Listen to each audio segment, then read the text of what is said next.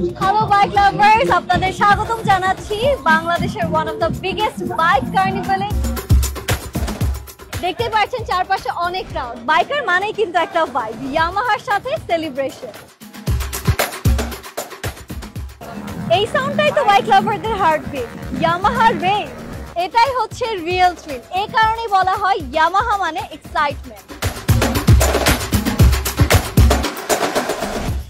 বাইকারসদের মাঝখানে এসে আমি আসলে বুঝতে পারলাম বাংলাদেশে বাইকারদের ক্রেজটা কত বেশি, এন্ড এটাও সামান্য একটা পোর্শন।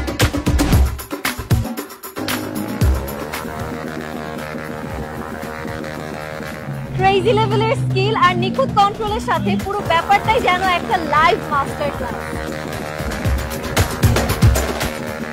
5,000 people, 5,000 plus people এবং একই ব্র্যান্ডের একটা টি-শার্ট পরে। This is the first time event in Bangladesh. এই ভাইব এক কথায় unbelievable. It's more than an event, it's a celebration.